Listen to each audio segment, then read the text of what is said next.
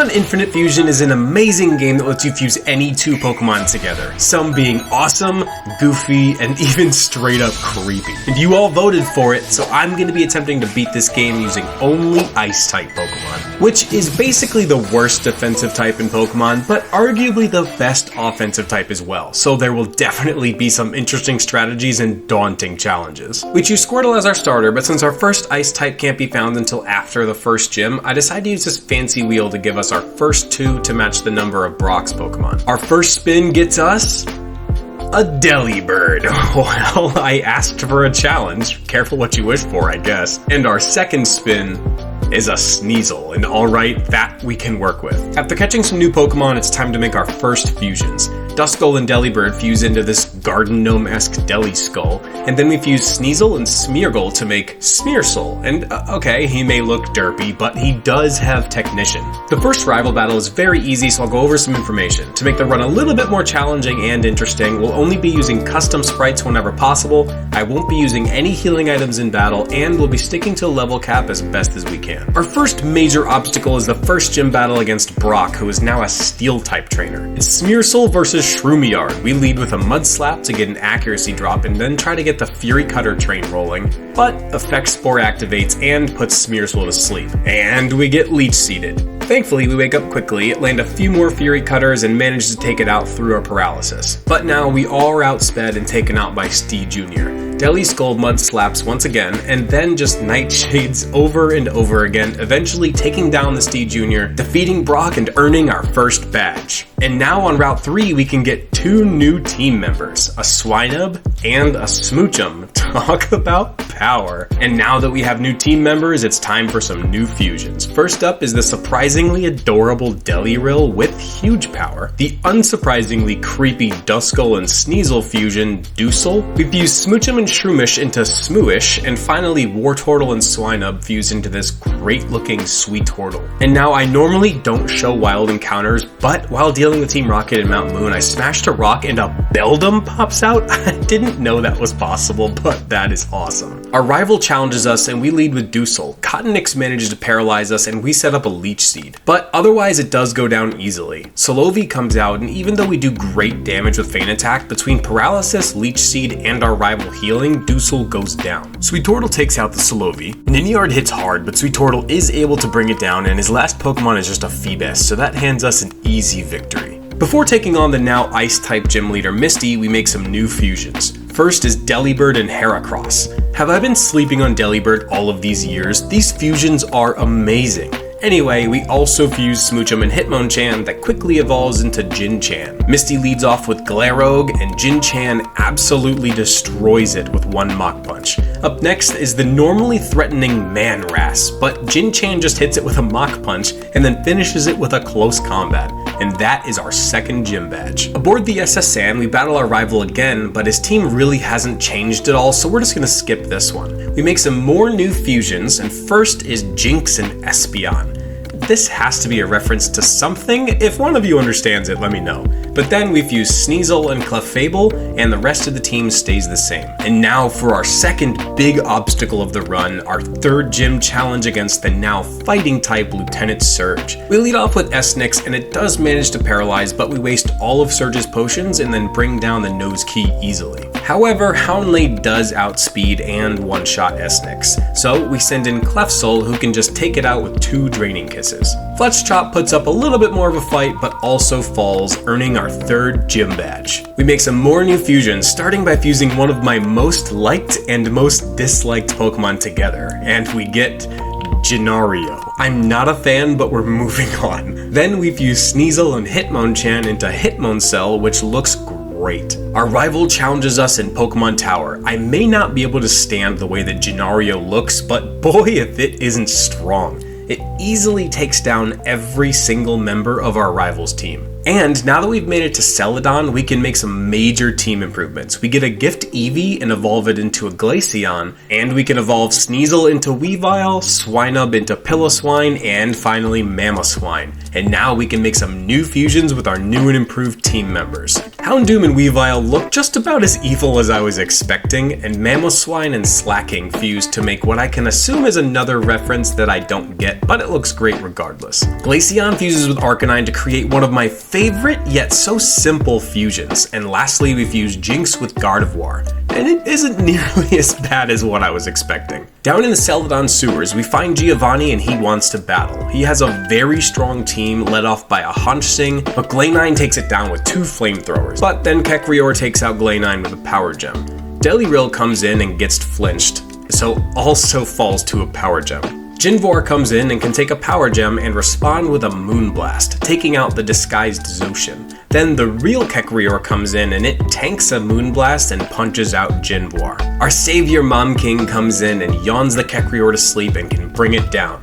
Smeargar and Mom King go back and forth with Spore and Yawn for a while, but eventually Mom King nails it with an Ice Fang and defeats Giovanni. Erica's now Bug-type gym is up next, but Mom King really isn't phased and just takes down her entire team all by herself. So thanks for the easy 4th badge, Erica. We fuse Delibird and Dusclops into Deliclops, then rescue Mr. Fuji from Pokemon Tower, and apparently we could have gotten a Shelter a while ago.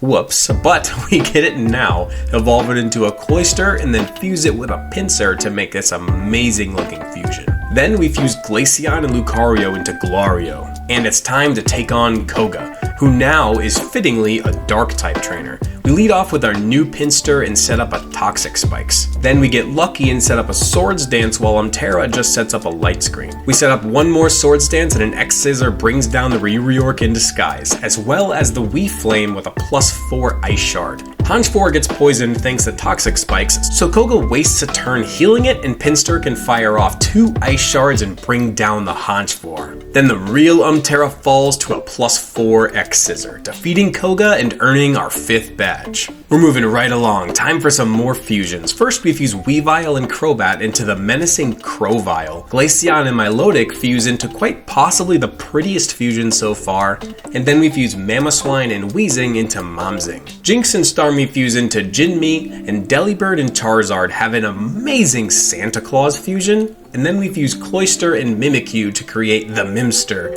and finally we change Weavile to fuse with Scizor instead. In Silph Tower, we actually get our next team member, a Lapras, but our rival challenges us once again, so this time we send out Jinmi and one-shot the Whimsray with an Ice Beam. Then he sends out Lampsoul, who after hitting us with a Shadow Ball, proceeds to trick us the Flame Orb, and then trick us back our leftovers, and then goes down to a Surf. Okay then. Ninjar does outspeed Jinmi though and takes us out. Delizard brings it down to its Sash, but then it baton passes all of its speed boost to Fragon that just goes down to an Ice Beam. Ryupion takes out Delizard and we send in the Mimster, who can take it out with 2 Shadow Claws. Magtic comes in and is able to take us out though. So in comes Glatic. We set up the Hail and then take it out with a few Surfs. Then the Ninjard falls as well and our rival is defeated. But oddly enough, he helps us battle Giovanni. Primarino instantly destroys Glatic with a close combat, so we send in Jinmi, then hit a Surf and get nailed by a Stone Edge. One more Surf plus a Giga Drain takes down the Primarino. Then a Draining Kiss plus another Giga Drain take down the Ryras. Genkan takes out Jinmi, so we send in the Mimster, and after a while we are able to bring down the Genkan, but Sand Queen takes out the Mimster. Delizard hits a strong Ice Beam, but then just gets OHKO'd by an Earth Power. Fragon finally brings down the Sand Queen, and we defeat Giovanni. But that was rough. Our team needs an overhaul, so first we fuse Blissey and Lapras into this absolute tank of Blissras. Then Glaceon and Volcarona, and I have yet to see a Volcarona fusion that doesn't look fantastic. But I think with these 2 changes we'll be able to take on the now Fairy-type Sabrina. We lead off with Blissras, and after trading attacks, Sabrina switches to Driftrill that just gets hit with a Toxic. It does burn us, but after a good old Blissey Toxic stall, the Driftrill falls. Sylvlosion comes back out, and the combination of Toxic and Surf also spells the end for it. Cleflix walls Blissras completely, so all we can do is land a confusion and secure a safe switch into Volcasion, who can nail the Galaxy Snake with 2 flamethrowers and defeat Sabrina, earning our 6th gym badge. Our second to last encounter is a seal that we do evolve, and it does a fantastic job warming the bench. Before we take on Blaine, we make some new fusions. First is Jinx and Whimsicott with Prankster, and then Cloyster and Aegislash to fuse into the Aegister, and now that is cool. Then we fuse Ampharos and Lapras into Ampharas, Glaceon and Talonflame into the majestic Glayflame, and this Mamoswine Torterra fusion works perfectly. Finally, Heracross and Weavile fuse into Herravile with Guts, of course. And now for our next gym battle, the now Psychic-type trainer, Blaine. Glayflame and Klinkfurig trade big damage before it gets switched into a Togeniculus and then takes out our Glayflame. But in comes Herravile and easily handles the Togeniculus with a Guts-boosted Mega Horn. Then the Klinkfurig with a Night Slash, Zano with a few more Night Slashes, and easily would have taken out the Allosaur with a quad-effective Mega Horn, but misses. So we send in the Aegister, who gets put to sleep. Thankfully, she does wake up and lands a few more Night Slashes, winning us the battle and our 7th gym badge. And now it's time to foil Giovanni's master plan in Mount Ember. He's fused the legendary bird trio into 1, and it gets 3 health bars and 3 attacks per turn, essentially making it a 3-on-1. Let's go. We lead with Glayflame, get some good damage on Zapdos, but get roasted by Moltres. So we send in who we probably should have led with, Ampharas. Ampharas walls all 3 of them really well and is able to slowly but surely bring down all 3 birds with a combination of Power Gems and Ice Beams. And now we have the tools necessary to find our final team member, Articuno. So we just chuck a Master Ball at it and immediately fuse it with a Chandelure, and Chandacuno looks absolutely incredible.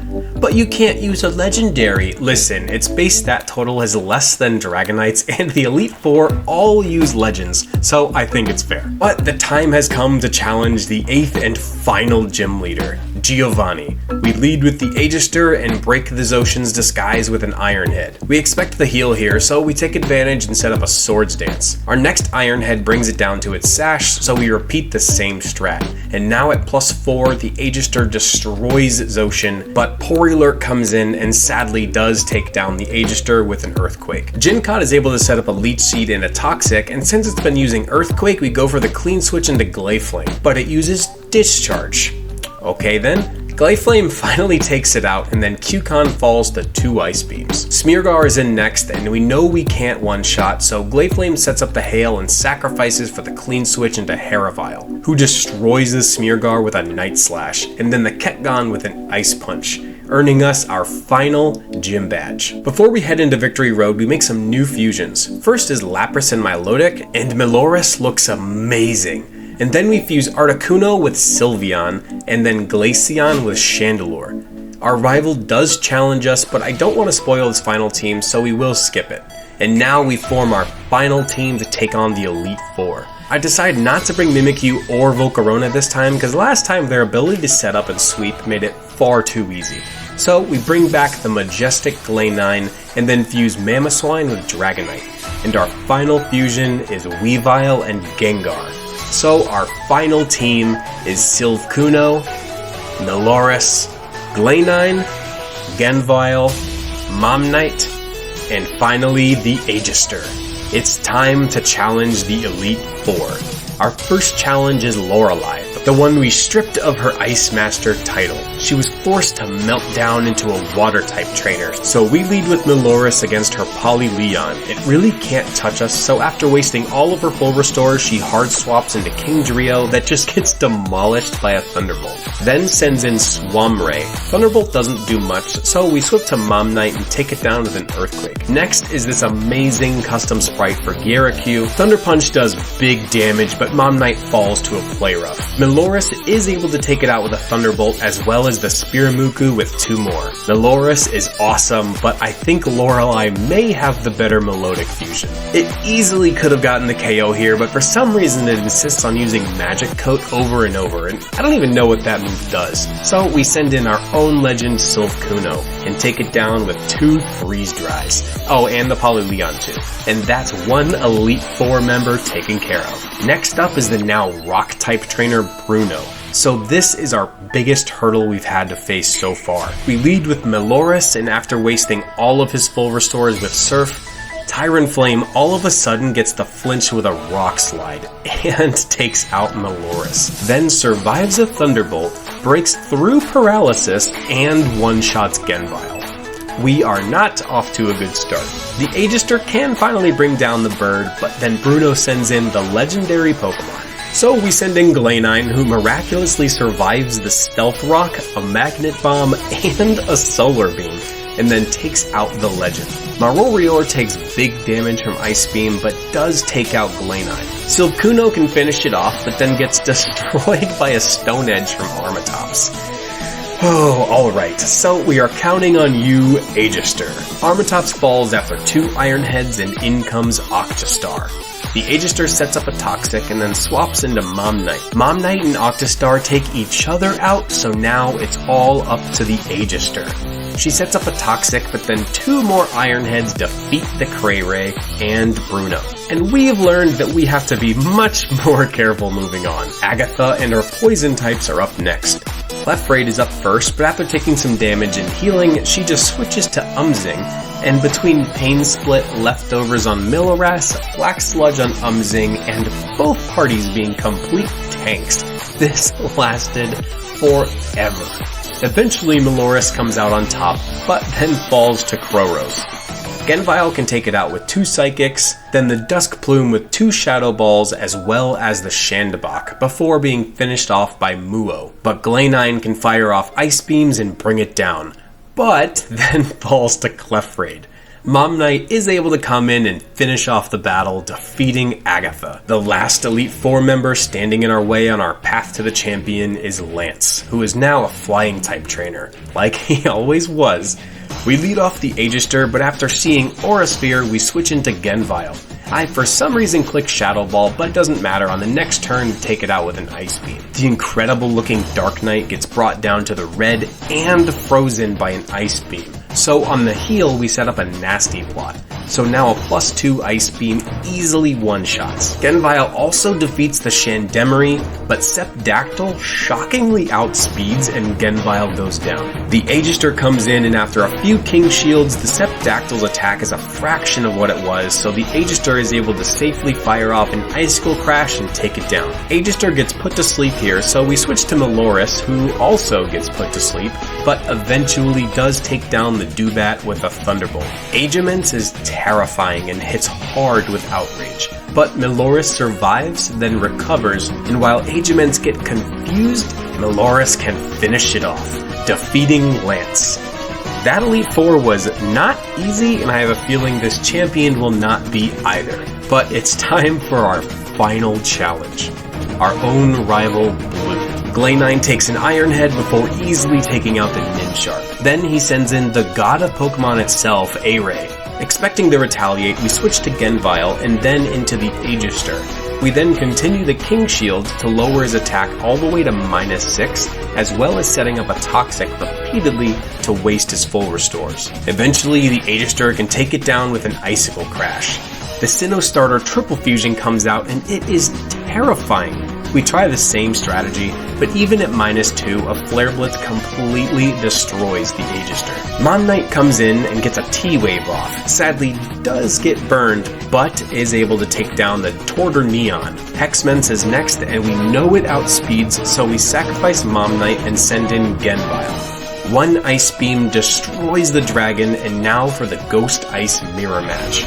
Shandevile may look cooler, but Genvile wins this time. His final Pokemon, Ryubrion, goes down to 2 more Shadow Balls, and we have defeated the champion and beat Pokémon Infinite Fusion using only Ice types. Well, that was a lot of fun and surprisingly difficult. If you want more Fusion content, check out my Dragon-only run of this game, and be sure to subscribe for more. Thanks for watching, and see you next time.